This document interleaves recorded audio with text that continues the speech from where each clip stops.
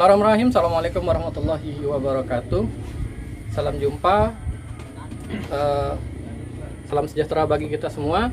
Puji dan syukur tentunya kita panjatkan kehadirat Allah Subhanahu wa taala, Tuhan yang Maha Esa. Pada kesempatan sore hari yang berbahagia ini kita masih dapat berkumpul bersama dalam rangka acara ujian Kepentas di tingkat yang pertama.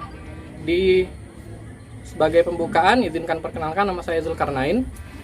Di Kepentas Palembang diinstruksikan sebagai instruktur dari 5 orang instruktur yang ada. Adapun materi yang akan saya sampaikan pada pertemuan ujian ini adalah tentang mabuk kendaraan.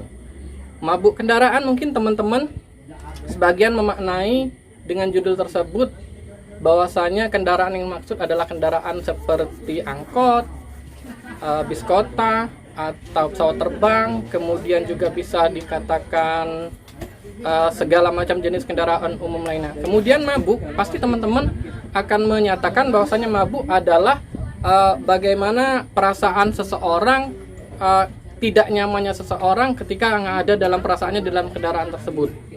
Tetapi pada kesempatan ini saya akan sampaikan bahwasanya mabuk kendaraan yang saya maksud tersebut bukanlah merupakan mabuk kendaraan yang dalam tanda kutip merupakan makna sebenarnya, tetapi lebih kepada makna hakikat.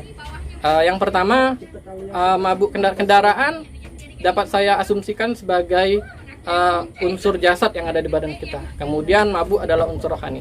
Kalau kita pecah menjadi 2 bagian, sesungguhnya dalam diri manusia ada 2 bagian. Yang pertama, tubuh yang zahir, kemudian tubuh yang batin. Tubuh yang batin bisa kita katakan sebagai seorang supir yang mengendarai atau penumpang. Kemudian tubuh yang zahir, badan kita umpamakan sebagai kendaraannya.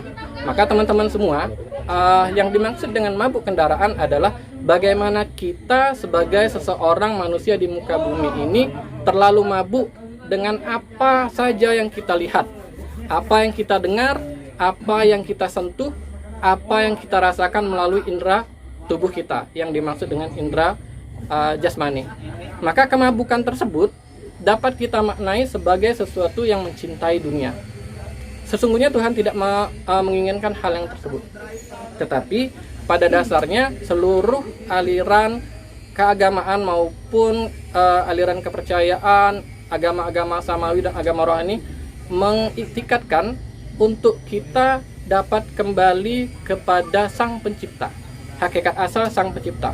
Maka mabuk kendaraan yang dimaksud adalah kita terlalu cinta terhadap dunia, terhadap materi, terhadap unsur-unsur kebendaan, sehingga kita melupakan jati diri kita sebagai seorang insan manusia ciptaan Tuhan. Kemudian hal tersebut dapat kita pahami bagaimana kita sebagai manusia supaya tidak mabuk kendaraan. Supaya tidak mabuk kendaraan ada beberapa hal, tips yang akan kita coba sampaikan di sesi pertama ini. Yang pertama adalah kita harus mendekatkan diri kepada Tuhan. Kemudian kita harus pandai menjaga diri, menata hati, menata mata, telinga, kemudian kata-kata supaya kita dapat memperbaiki hal tersebut. Untuk supaya nantinya kita tidak menjadi seorang yang menjadi mabuk kendaraan. Apa efek negatif dari mabuk kendaraan? Mabuk kendaraan tersebut mengakibatkan seorang tidak sampai kepada hakikat asalnya, yaitu kembali kepada Tuhannya.